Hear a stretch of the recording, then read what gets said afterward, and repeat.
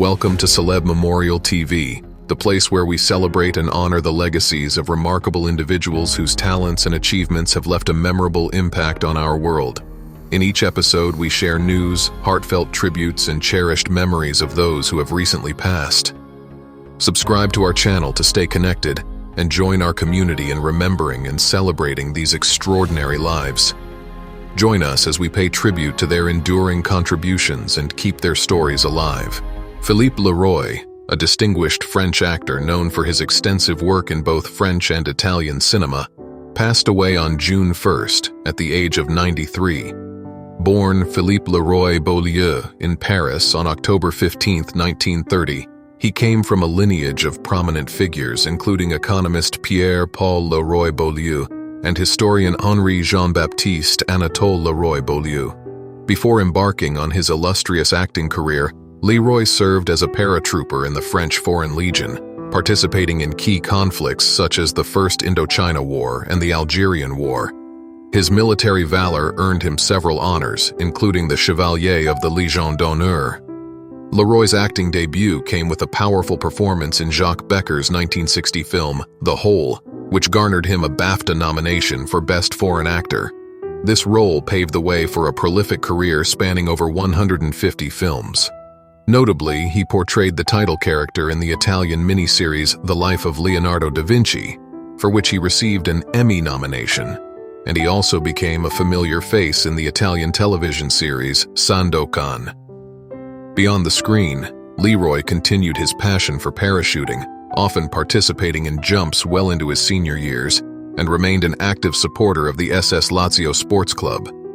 Married to Italian journalist Silvia Tortora until her death in 2022, Leroy was a devoted family man with 3 children, including actress Philippe Leroy Beaulieu. His legacy in film and television, marked by a unique blend of intensity and authenticity, leaves a lasting imprint on the industry. Philippe Leroy's contributions to the arts and his adventurous spirit will be remembered fondly by fans and peers alike. Elizabeth McRae, an esteemed American actress recognized for her numerous roles on television and in film, passed away on May 27th at the age of 88. Born in 1936 in Columbia, South Carolina, McRae moved to Fayetteville, North Carolina during her childhood, where she received her early education before finishing her secondary education in Washington, D.C. McRae's acting career began after encouragement from director Otto Preminger led her to study acting in New York City, where she trained with UTA Hagen at the Herbert Berghof Studio. In addition to acting, she developed her skills in drawing and painting, which helped support her early acting career. Elizabeth McRae's television career included significant roles on popular shows from the 1960s and 1970s, such as Gomer Pyle, USMC, where she played the recurring character Luann Poovey, and Gunsmoke, where she appeared in multiple episodes. She continued to act through the 1980s, primarily on soap operas like All My Children and Another World. Her film career included roles in movies such as The Incredible Mr. Limpet and the critically acclaimed The Conversation, directed by Francis Ford Coppola. Despite the fame from her screen roles, McRae also returned to the stage, highlighting her versatile talents in acting. In her later years, Elizabeth dedicated much of her time to helping others as a counselor for those dealing with substance abuse. After retiring, she returned to her roots in North Carolina, where she continued to engage with the community and share her experiences in the entertainment industry. Her contributions to television and film were celebrated when she was inducted into the Fayetteville Hall of Fame in 2023. Elizabeth McRae's legacy in the entertainment industry and her work in her community will be remembered by many.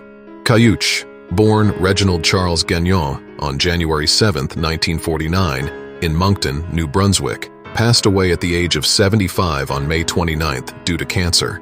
Known affectionately by his stage name, Caillouche was a revered figure in Canadian music, particularly within the Acadian community. His journey from a young boy moving to the suburbs of Boston to a U.S. Marine, and finally to a celebrated singer-songwriter, is a testament to his resilience and passion for life and music. After serving in the Vietnam War and experiencing life in the United States, Caillouche returned to Canada, embarking on a career that would see him become one of Acadian music's most iconic figures. His music, deeply rooted in the Acadian French country tradition, resonated widely, leading to substantial album sales and a lasting legacy in the region. His debut album, Un Vieux Hippie, was a phenomenal success, and songs like La Chaîne de mon Tracteur and L'Alcool au Volant became anthems, capturing the spirit of the Acadian people. Caillouche's impact extended beyond music. His personal experiences, including his challenges with alcohol, which he openly addressed in his work, influenced his songwriting and public life. He used his platform to speak against drunk driving, notably through his song L'Alcool au Volant, reflecting his commitment to social issues affecting his community. In his later years, Caillouche lived in Maisonnette on the Acadian Peninsula, continuing to inspire and entertain audiences. His life was also the subject of the documentary Caillouche Le Temps d'une Bière, which highlighted his significant cultural impact.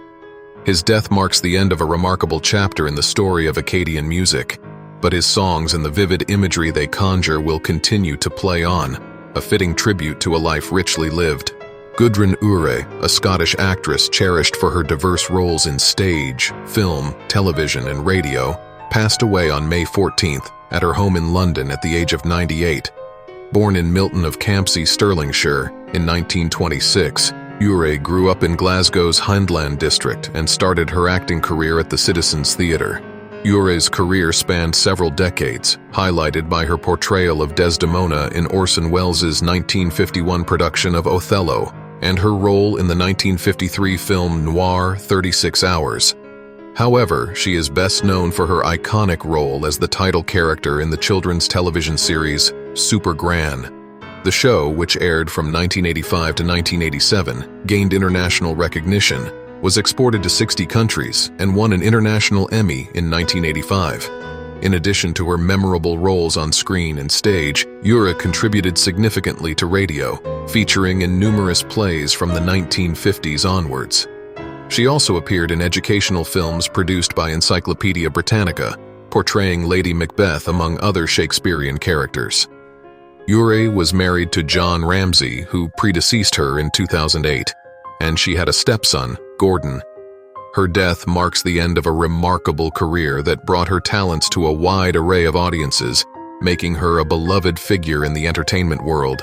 Mark Damon, a notable American film producer and actor, passed away on May 12th at the age of 91 in Los Angeles. Born Alan Harris in Chicago, Damon moved to Los Angeles in his youth, where he was initially discovered by Groucho Marx. Although he initially pursued dental studies at UCLA, he eventually switched to the Anderson School of Management, graduating with an MBA and a BA in English, while also studying theater. Damon's acting career took off after winning a Golden Globe Award for his role in Roger Corman's House of Usher. His success in Hollywood led him to relocate to Italy, where he became a celebrated star of spaghetti westerns and a member of Rome's glamorous Dolce Vita scene during the 1960s. Transitioning from acting to producing in the early 1970s, Damon established himself as a pioneering film producer. He founded several production companies, including Producers Sales Organization and Foresight Unlimited. His innovative approaches to film financing and distribution transformed the industry, particularly through the practice of pre-selling foreign rights. His productions, such as Monster, Das Boot, and The Never-Ending Story, have collectively grossed over $2 billion worldwide. Damon is survived by his wife, actress Margaret Markov, and their 2 children. His contributions to film and his legacy as a legendary figure in independent cinema continue to be celebrated worldwide. Don Penny, who passed away at the age of 91 on May 6th in Palmetto, Florida, was an esteemed American television actor and comedian, leaving behind a legacy filled with distinctive performances and significant contributions to both entertainment and politics. Born Donald Penny Schneider on April 6, 1933, in Brooklyn, New York, he grew up in a family grounded in the richness of New York's cultural milieu. His parents, Max and Rose Schneider, fostered a home environment brimming with creativity and expression, which undoubtedly shaped his artistic path. Penny's acting career was marked by notable roles that showcased his versatile talents. He is perhaps best remembered for his portrayal of Lieutenant Stanley Harris in the American television series The Lieutenant, and as pharmacist mate Charles Tyler in The Wackiest Ship in the Army. These characters not only entertained audiences but also highlighted Penny's ability to bring depth and authenticity to his roles, making him a beloved figure on screen. Beyond his acting career, Penny served as a speechwriter for Gerald Ford, the 38th President of the United States. This role underscored his versatility and his ability to influence and participate in the national dialogue, bridging his artistic talents with a keen sense for communication and public service. Though he retired from acting in 1975, his impact on television and his contributions to public service left a lasting imprint. His performances remain a testament to his talent and his dedication to his craft. Don Penny's passing marks the end of an era for those who grew up watching his performances and admiring his work. He will be remembered not only for his roles on screen, but also for his role in shaping thoughtful, engaging content for audiences and for his part in the political landscape of his time. His legacy continues to inspire those in the arts and beyond, serving as a beacon for aspiring actors and public servants alike. Breaking news. News 1.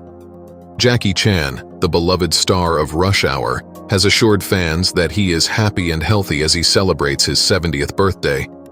Concerns about his health arose after recent photos showing Chan with gray hair circulated online. Taking to Instagram, Chan explained that his appearance was for a movie role requiring him to look older. "Not so long ago, a lot of friends saw some recent photos of me on the internet, and they were all concerned about my health," he wrote. "I want to take this opportunity to let everyone know, don't worry, it's just a character appearance for my latest movie."